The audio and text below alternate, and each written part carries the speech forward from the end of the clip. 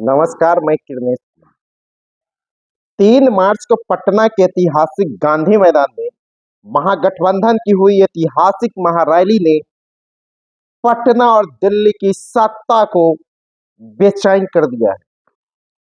किसी के पैजामे में पेशाब हो रहा है तो कोई परिवार परिवार परिवार चिल्ला रहा है। अब तो यूं लगने लगा है कि चंद ही दिनों का बिहार विधान 17 में बिहार विधानसभा मेहमान रह गया है और कभी भी बिहार विधानसभा का भंग हो सकता है और सितंबर अक्टूबर में नए बिहार विधानसभा के चुनाव भी हो सकते हैं। यूं कहिए, लोकसभा के चुनाव के साथ साथ बिहार विधानसभा के चुनाव नहीं होंगे, लेकिन बिहार विधानसभा के भंग होने के आसार बढ़ गए हैं। रात करीब 11:30 बजे मेरे पास एक सूचना आई थी कि बिहार विधानसभा मंगलवार को भंग कर दी जाएगी। लेकिन जब मैं इसके पीछे पड़ा, सूचना एकत्रित किया, तो पता चला मुख्यमंत्री नीतीश कुमार बिहार विधान परिषद के लिए नामांकन दाखिल करेंगे और उसके बाद बिहार कैबिनेट की बैठक होगी। फिलहाल बिहार विधान परिषद के चुनाव के लिए नामांकन की तिथि, अंतिम तिथि 10 मार्च निर्धारित है। तब तक बिहार विधानसभा के भंग होने के आसार नहीं है। इस बीच बिहार के मुख्यमंत्री व जदयू के राष्ट्रीय अध्यक्ष नीतीश कुमार विदेश दौरे पर जा रहे हैं। उनके विदेश दौरे पर से आने के बाद ही बिहार विधानसभा भंग हो सकता है। लेकिन राजनीतिक गलियारों में बिहार विधानसभा भंग होने की खबरें बड़ी तेजी के साथ तैरने लगी है और महारैली के दौरान बिहार विधानसभा में प्रतिपक्ष के नेता तेजस्वी प्रसाद यादव ने कहा था 2024 में नीतीश कुमार की पार्टी जदयू समाप्त हो जाएगी। यह भी अगर बिहार विधानसभा भंग होता है तो संभव हो जाएगा, क्योंकि जदयू के आधे विधायक राजद के संपर्क में बताए जा रहे हैं तो आधे विधायक भाजपा के संपर्क में हैं। अगर नीतीश कुमार बिहार विधानसभा भंग करते हैं और उसका समझौता बिहार विधानसभा चुनाव के दौरान न ही भाजपा के साथ होता है और न ही राजद के साथ होता है, तो उसकी मुश्किलें भी काफी बढ़ जाएगी। जो जनता दल यूनाइटेड के अभी 45 विधायक है, तो विधायक कुछ भागेंगे राजद के साथ, कुछ बीजेपी के साथ जाना तय है। जो परिदृश्य बिहार विधानसभा के अंदर बनती हुई दिख रही है और जो राजनीतिक गलियारे में चर्चा भी है। नीतीश कुमार की परेशानी लोक जनशक्ति पार्टी रामविलास के राष्ट्रीय अध्यक्ष चिराग पासवान ने बढ़ा दी है।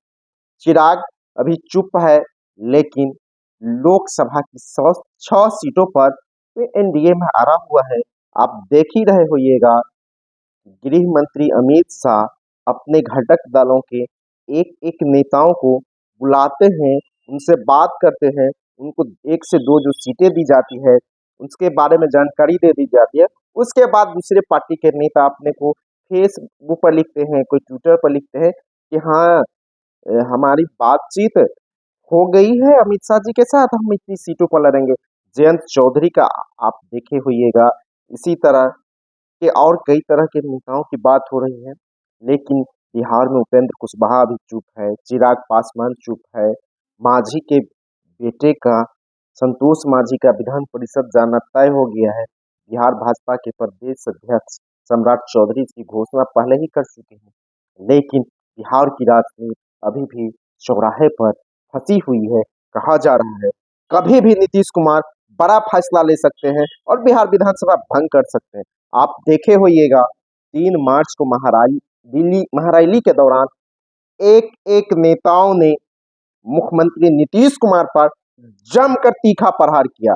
लालू प्रसाद यादव हो, कांग्रेस के राष्ट्रीय अध्यक्ष मल्लिकार्जुन खड़गे हो, खड़गे ने तो तेजस्वी को इशारा करते हुए कह दिया, आपके चाचा आपके मामू के यहाँ अभी चाय पीने गए हैं, जब वहां से लौट के आएंगे तो फिर आप अपने साथ नहीं रखिएगा। इसी तरह लालू जी का भी था, अखिलेश जी का भी था। सब लोगों ने नीतीश कुमार पर जोरदार अटैक किया। इस तरह के अटैक नीतीश कुमार बर्दाश्त करने वाले नहीं, इसका कुछ न कुछ जवाब मिलता। लेकिन भारत जदयू के प्रदेश अध्यक्ष का एक छोटा सा बयान आया था मुख्यमंत्री नीतीश कुमार का कार्यक्रम भी रैली का जवाब देने के लिए जलवायु परिवर्तन पर आयोजित सम्मेलन में रखा गया था। और उसके बाद मुख्यमंत्री मीडिया से बात करते कहा जा रहा था, लेकिन न मुख्यमंत्री मीडिया से बात किए और न ही वहां संबोधन किया।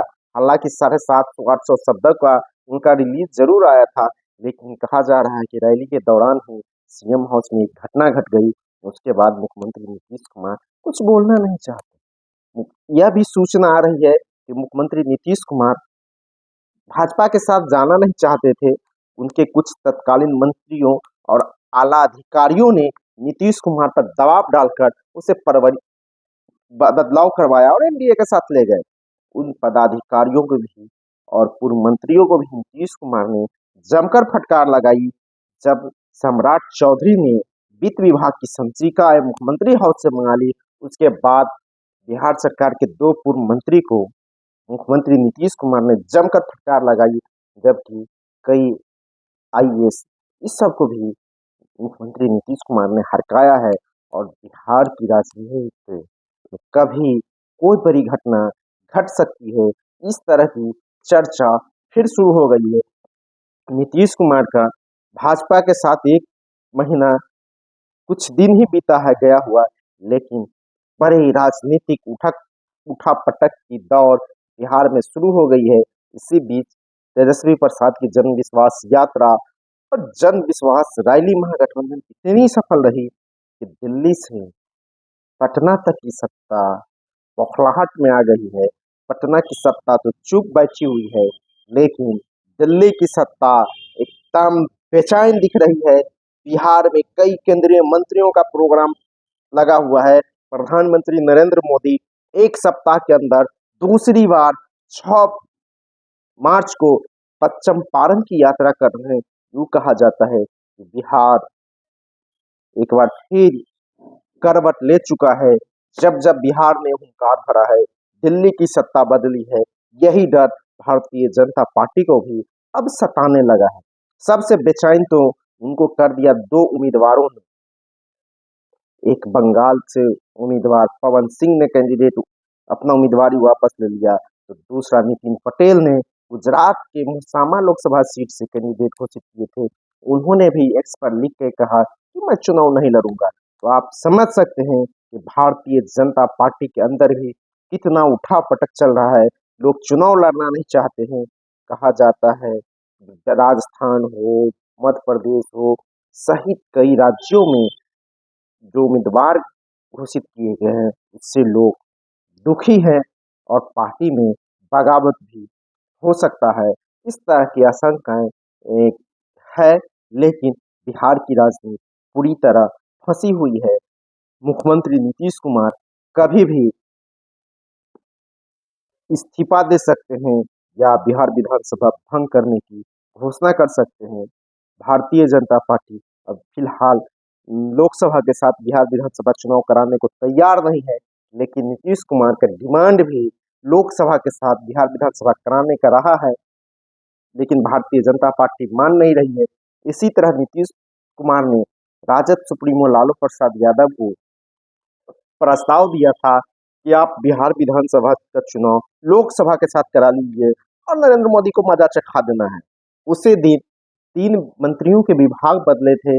आप जानते ही होइएगा, आलोक मेहता को राजस्व एवं भूमि सुधार विभाग से उठाकर शिक्षा में लाया गया था। शिक्षा मंत्री चंद्रशेखर को उठाकर गन्ना उद्योग भेजा गया था और ललित कुमार यादव को राजस्व एवं भूमि सुधार विभाग की जिम्मेवारी दी गई थी। इसके 2 दिन बाद ही बिहार में सत्ता परिवर्तन हो गया और उसी दौरान नीतीश कुमार ने लालू जी से कहा था कि आप विधानसभा चुनाव भी लोकसभा के साथ करा लीजिए, लेकिन लालू जी मानने को तैयार नहीं थे। कोई विधायक मानने को तैयार नहीं था। इसी से नाराज होकर नीतीश कुमार भाजपा के साथ चले गए।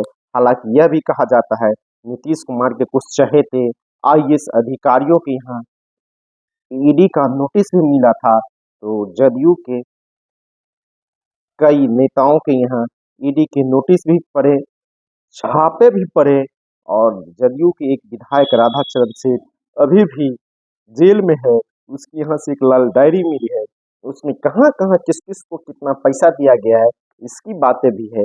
इसके बाद नीतीश कुमार ने भाजपा के साथ चला गया, लेकिन बिहार की राजनीति भी कई तरह से फंस गई है।